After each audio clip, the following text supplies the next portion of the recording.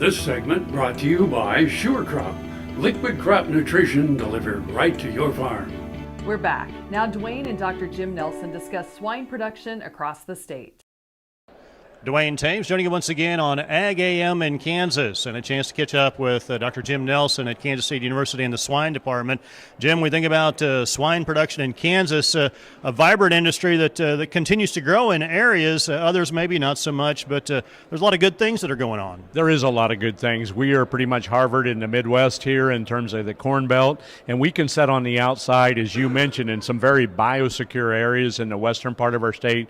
Our industry continues to grow and prosper, and a lot of that's due to the technology and profitability that's returned to our industries the last couple years. It is an industry that has changed in the dynamics of it over time, and we still see some changes. Obviously, there's room for individuality in each operation.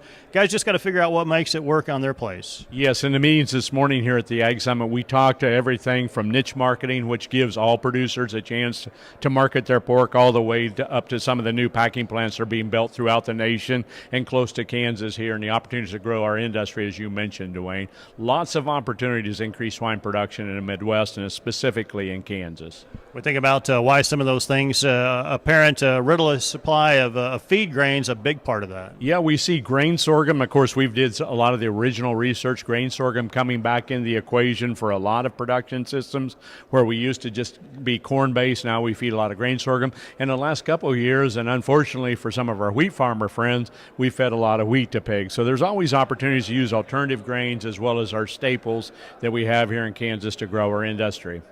Talking about the consumer side, consumer acceptance, we've done a tremendous job at working to get that in a package that meets their needs. Yeah, we've really learned the last few years, and I sat on the executive board of the Kansas Pork Association. They've done a great job explaining to our clientele and to our producers that people want to know where their food is raised. And it doesn't matter whether you're talking beef or wheat, and they want to know how it's raised. And so what we're really doing is getting the producers, those people that raise a wholesome product, and also then one that is extremely safe, on camera, on Facebook, online, and that way people can see who's raising their food, and that's why the demand for pork has grown so rapidly.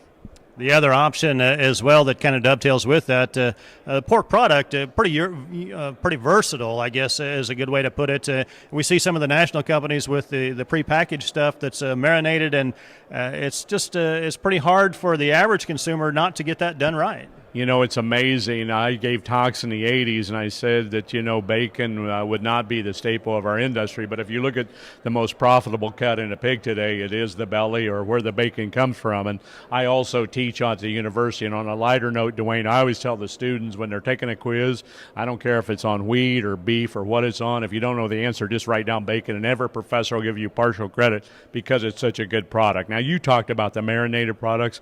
They're going like wildfire across the nation. The pork shoulders, a cut that we used to not think would be as high value, is extremely well accepted now in pulled pork. And then we haven't even talked about the tremendous increase in export of pork. We export about 26 to 27% of the pork raised in the U.S., and so we're just on a roll in terms of demand for our product. Our thanks to Jim Nelssen at Kansas State University in the swine department on campus, joining us with an update on the swine industry here in the heartland.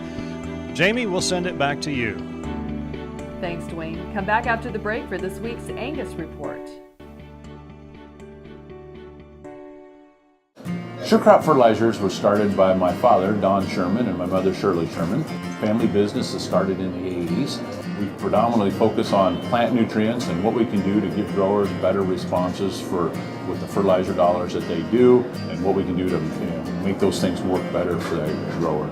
Based out of Seneca, Kansas. We work with growers in their soil analysis to figure out what they need, and then we can put those in a blend that gives them the best results, and so that we can deliver that direct to their farm so that they have those nutrients where they need them, when they need them, and so that they can apply them in a manner that's very efficient to them and works well in their planting systems and what they're doing. Sure Crop Fertilizers has been around for a long time. We always say we're big enough to take care of everything you need, but we're small enough to do it quickly. You can get a hold of us at 1-800-635-4743. Our website is surecropfertilizers.com, and you can always email me at Corey@surecropfertilizers.com, and with any questions you have, we're glad to answer and work with you.